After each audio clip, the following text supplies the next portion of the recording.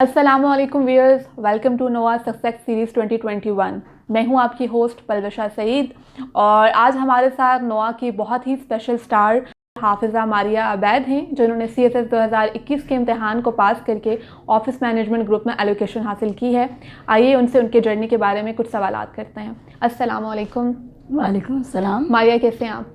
अल्हम्दुलिल्लाह मैं ठीक हूँ। सबसे पहले आपको बहुत ज़्यादा मुबारक हो, फाइनली आपने एक बहुत बड़ा गोल अचीव किया, तो कैसे तासुरात हैं? Thank you so much. तासुरात पहले तो अल्लाह ताला का बहुत शुक्र है, उसके बाद खुशी है, एक रिलीफ़ है और एक रीइटरेशन है कि अल्लाह ताला मेहनत का फल देते हैं।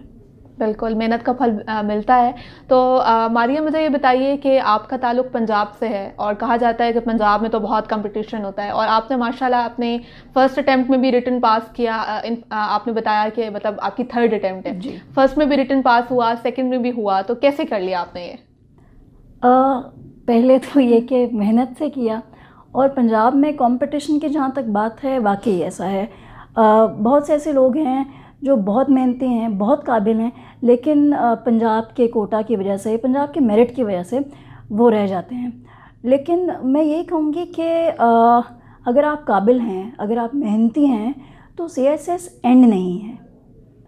दुनिया गोल है, दुनिया बहुत बड़ी है, आपके पास बहुत से एवेन्यूज़, बहुत सी अपॉर्चुनिटीज़ और हो सकती हैं। बिल्कुल। और मारिया, मुझे बताइए अपना थोड़ा सा फैमिली बैकग्राउंड, थोड़ा सा एजुकेशन बैकग्राउंड। मैं बेसिकली एक आर्मी फैमिली से बिलोंग करती हूँ। मेरे फादर एक आर्मी ऑफिसर रिटायर्ड हैं। We are 5 siblings. मेरी सबसे बड़ी बहन है डॉक्टर, उसके बाद मैं हूँ, उसके बाद मेरी छोटी बहन है, she has just done her bachelors in fine arts. उसके बाद मेरी सबसे छोटी बहन है, she is doing her bachelors in English and lastly my brother is doing his BBA। तो आपके जो बहन भाई हैं, आपको देख के उनमें से किसी के अंदर CSS जो है उसको अटेम्प्ट करने की ख्वाहिश नहीं जाएगी?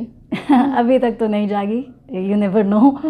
लेकिन अभी आपको माशाल्लाह से देख के इतना कामयाब और फिर बाकी सबका रिएक्शन देख के उनको लगा होगा कि उनको भी करना चाहिए। तो जितनी ब्रिलियंट स्टूडेंट आप रही हैं, वैसे ही आपके सिबलिंग्स सब वैसे ही रहे हैं? मैं एक्चुअली बहुत ब्रिलियंट स्टूडेंट नहीं रही in my academic life. I was an above average student. I was actually a student, मुझे याद है मेरे प्राइमरी स्कूल में वीडियो गेम्स का बड़ा शौक़ होता था। मुझे मेरे फादर ने कहा कि फ़र्स्ट आओगी या सेकंड आओगी तो मैं तुम्हें वीडियो गेम लेके दूंगा, और साल गुजर गए, मैं कभी फ़र्स्ट या सेकंड नहीं आई। 4th 5th 10th 11th। तो फिर वीडियो गेम मिली कि नहीं मिली? नहीं मिली। नहीं मिली। अच्छा, और एजुकेशन बैकग्राउंड के बारे में बताइए अपना। मेरा क्योंकि मिलिट्री बैकग्राउंड है तो यही था कि पोस्टिंग्स हर 2 साल में इस तरह से। तो मेरी प्राइमरी स्कूलिंग मोर और लेस पंजाब की है। उसके बाद मिडिल स्कूल में 6th में I left my school, I skipped around 1.5 years. मैंने मदरसा ज्वाइन किया, वहाँ से मैंने हिफ्ज़ किया। उसके बाद वी शिफ्टेड टू कराची। तो मेरा मैट्रिकुलेशन, मेरा कॉलेज, मेरी यूनिवर्सिटी कराची की है। अच्छा, माशाल्लाह। आपने बताया कि आपने हिफ्ज़ किया, माशाल्लाह। तो हिफ्ज़ के लिए आपने कितना टाइम, मतलब 1 साल या 2 साल, कितना टाइम गुजारा? मैंने स्टार्ट किया था 5th के बाद, so I was doing it alongside my studies. लेकिन जो डेडिकेटेड टाइम मैंने हिफ्ज़ को दिया वो स्कूल मैंने स्किप किया फॉर 1.5 ईयर्स। तो जब आपने स्कूल स्किप करके अपना माशाल्लाह से हिफ्ज़ मुकम्मल किया और हिफ्ज़ मुकम्मल करने के बाद दोबारा आप अपनी स्टडी की तरफ आईं, तो वो जो बीच में थोड़ा सा एक ब्रेक हुआ दिया था आपने कुरान को हिफ्ज़ करने के लिए, उसका कोई बीच में असर पड़ा आपकी तालीम पर, कि कोई असर नहीं पड़ा? इम्पैक्ट पड़ता है। एज अ स्टूडेंट आपको कुछ लूप होल्स फील होते हैं। फॉर इंस्टेंस मैथ्स मुझसे नहीं होता था शुरू में, because there was a gap in between. I remember मेरे मैथ्स के सर ने मुझे बहुत हेल्प की। उसके बाद इंग्लिश अगर आप मिडिल स्कूलिंग में थोड़ा सा भी छोड़ दो तो आपकी इंग्लिश में भी एक लैकनेस रह जाती है। तो I had to work on these things, लेकिन देयर वाज अ गैप। और आपकी डिग्री किस में है, ये बताइए? I am doctorate of pharmacy. Doctor of pharmacy, माशाल्लाह। तो आपने मतलब डॉक्टर ऑफ फार्मेसी करने के बाद अपने उस फील्ड को परस्यू किया या उसके फ़ौरन बाद अपने CSS की प्रिपरेशन स्टार्ट कर दी? I graduated in 2016। उसके बाद हम रावलपिंडी शिफ्ट हो गए थे एज अ फैमिली। उसके बाद आई परस्यूड माई जॉब, लेकिन फिर मुझे ऐसा लगा कि मुझे इस तरफ आना चाहिए और उसके बाद जॉब में भी कोई इश्यूज़ वगैरह की वजह से I left my job and started studying for CSS इन 2018। 2018, अच्छा माशाल्लाह।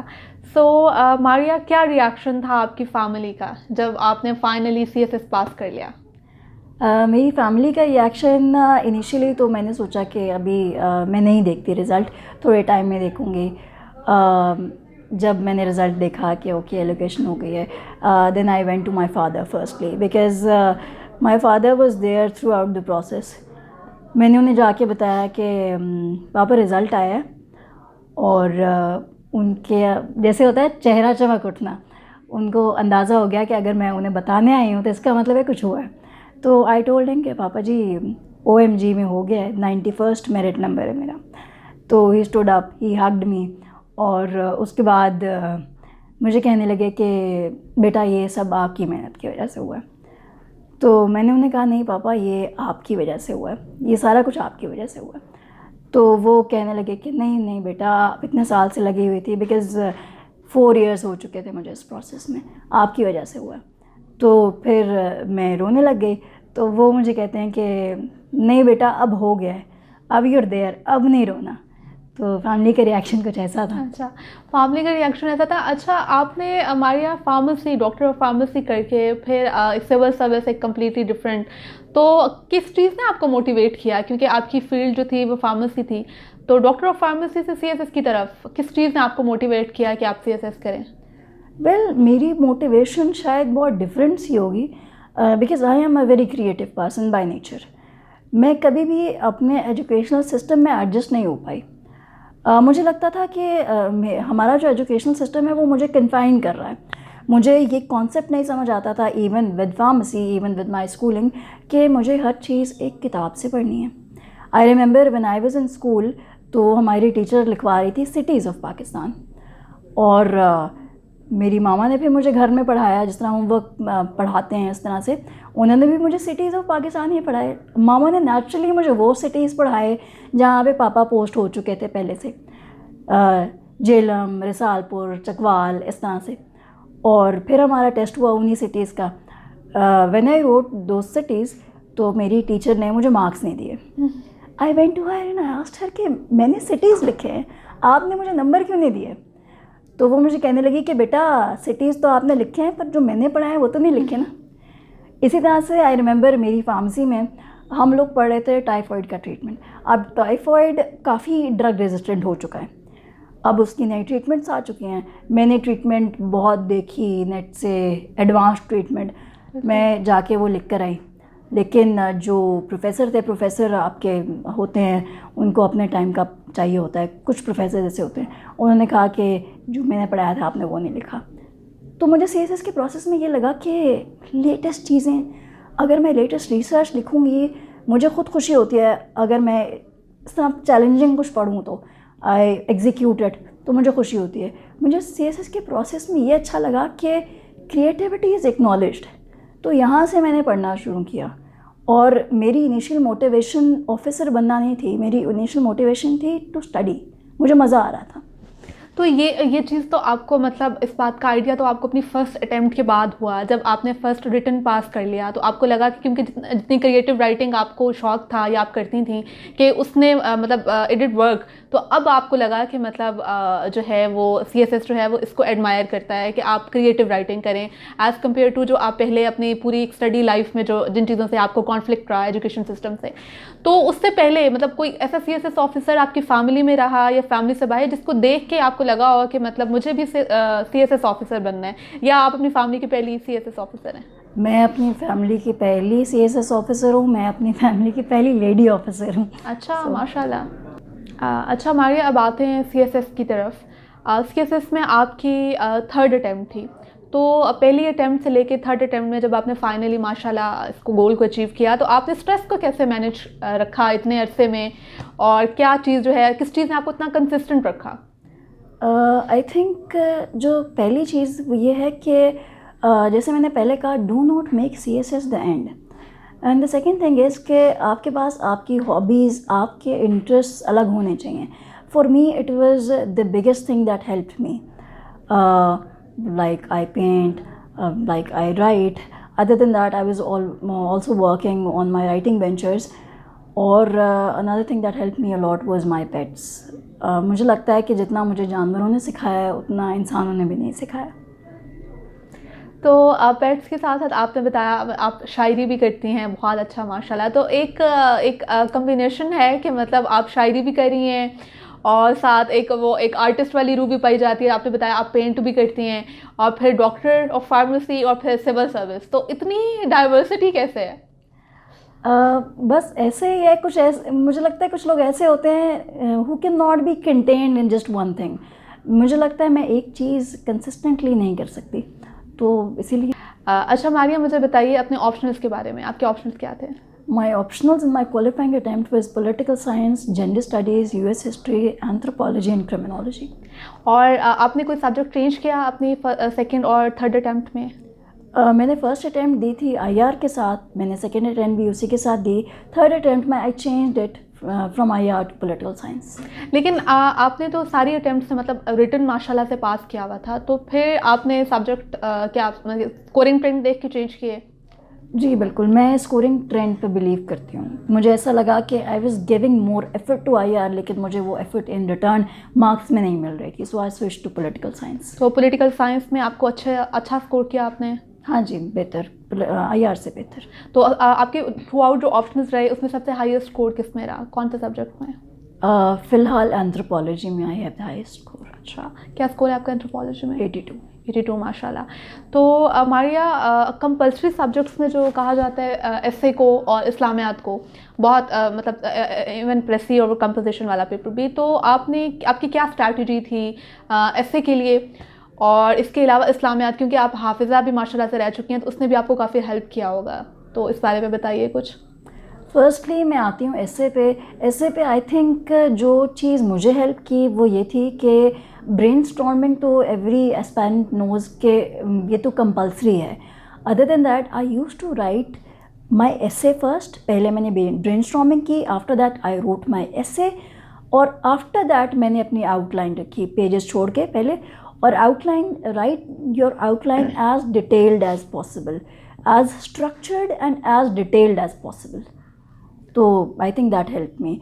सेकेंडली फॉर इस्लामिक स्टडीज़, जैसा कि आपने कहा, इस्लामिक स्टडीज़ में I would say that I had a competitive edge in the sense के रेफरेंसेस आयात मुझे काफ़ी हद तक आती थी, लेकिन उसमें स्ट्रक्चर यही होगा जो आपको बेसिक स्ट्रक्चर बताया जाता है CSS के क्वेश्चंस का। Write them detail, write them with headings, quotations को प्रॉपर हाईलाइट करें, प्रॉपर हेडिंग्स लिखें।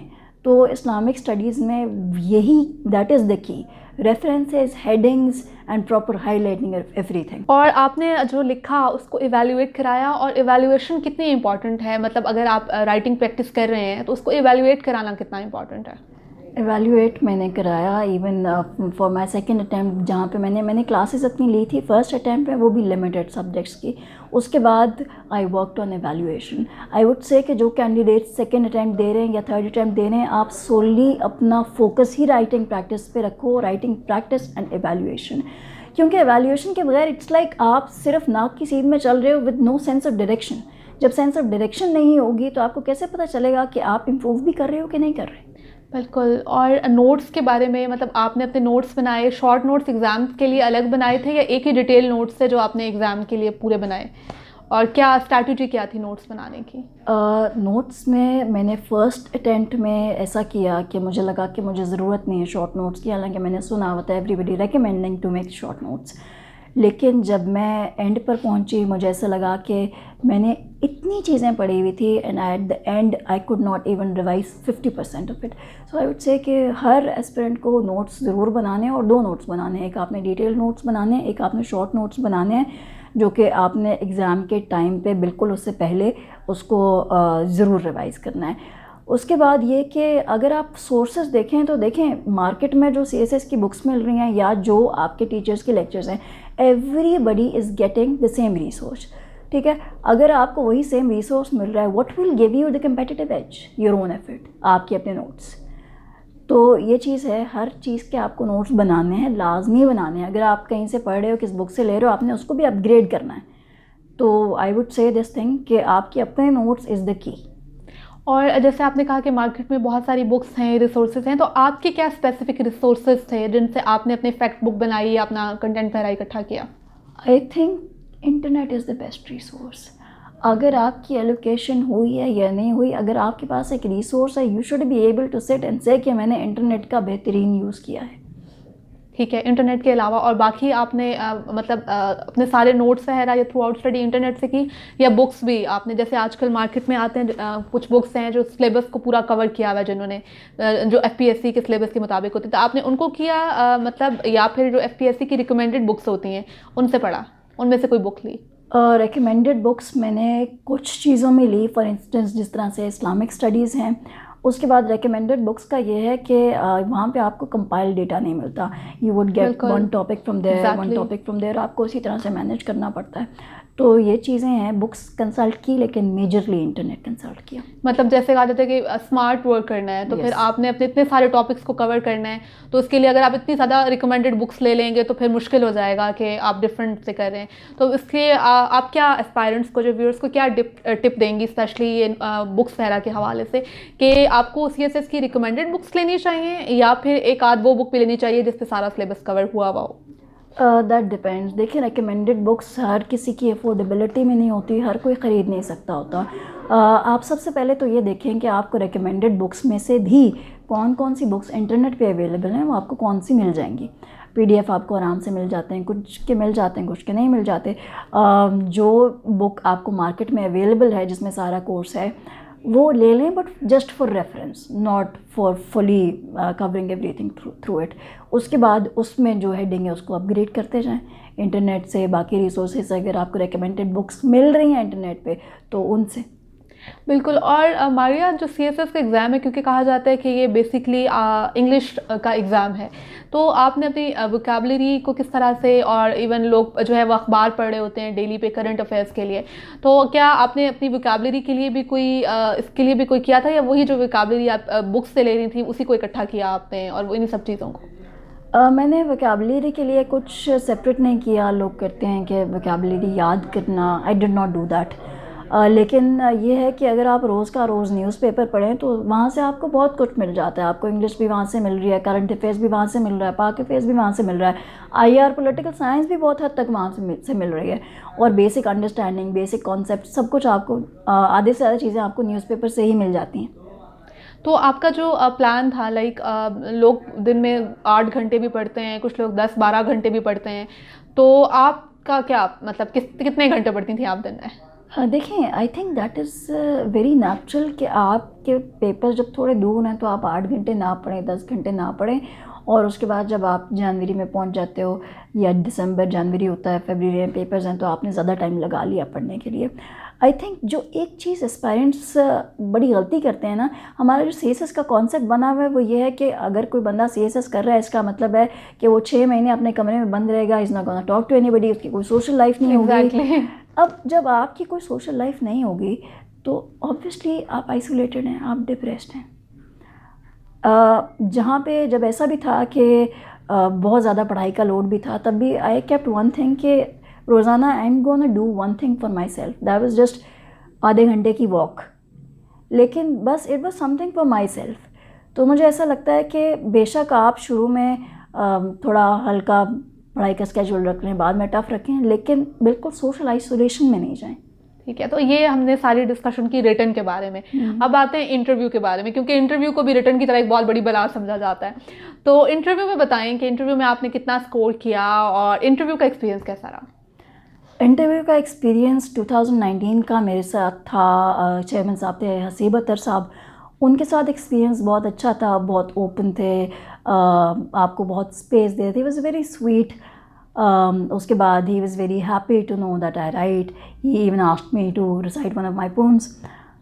उसके बाद वो एक्सपीरियंस बहुत स्वीट था। उसके बाद 2020 का experience with the new chairman, वो एक्सपीरियंस बहुत लगा बंदा इंटरव्यू था। कुछ काफ़ी हद तक टोकन क्वेश्चंस थे, I could answer a few, I could not answer a few, लेकिन ओवरऑल एक्सपीरियंस अच्छा था। और थर्ड अटैम्प्ट का एक्सपीरियंस भी इसी तरह से था। चेयरमैन साहब वही थे, सारा जो इंटरव्यू पैनल था वो भी वही था. They had this thing, they knew this thing कि मैं यहाँ पे 2 बार आ चुकी हूँ और ये मेरी तीसरी अटैम्प्ट है and I am giving my interview for the third time and they actually uploaded me for this. तो थर्ड इंटरव्यू भी काफ़ी अच्छा रहा. तो क्या कोई मेमोरेबल ऐसा इवेंट, कोई ऐसी बात, कोई जो आप शेयर करना चाहें इंटरव्यू के हवाले से? 2019 में जब मैंने इंटरव्यू दिया था चेयरमैन हसीब अतर साहब, तो वो उन्होंने मेरी प्रोफाइल पढ़ी हुई थी. तो जब मैं आई तो उन्होंने इनिशियल ग्रीटिंग के बाद मुझे कहने लगे कि इतना क्रिएटिव बंदा, पोइट्री भी आप करती हैं, पेंटिंग भी आप करती हैं, तो how did you stay confined in your degree, और उसके बाद मेडिकल की डिग्री, और उसके बाद CSS, इतना क्रिएटिव बंदा इस प्रोसेस में कैसे फंस गया और आपने कैसे इसको मैनेज किया. तो वो मुझे बड़ा मेमोरेबल लगता है. उसके बाद ही टोल्ड मी कि आप अपना पोइट्री हमें सुनाएं. तो जब मैंने अपनी एक नज़म सुनाई तो चेयरमैन साहब, पूरा panel, they had a very sweet smile on their face. तो मुझे वो मोमेंट बहुत मेमोरेबल लगता है. तो वो पोएम जो है वो हम आपसे सुनना चाहेंगे, कि मुझे लगता है कि एक डिफरेंट चीज़ होगी अब तक के लिए कि आप इतनी अच्छी माशाल्लाह से शायरी करती हैं. तो आप अपनी वो पोएम जो आपने अपने फाइनल इंटरव्यू में सुनाई है, हमें, हमारे व्यूअर्स को भी सुनाइए.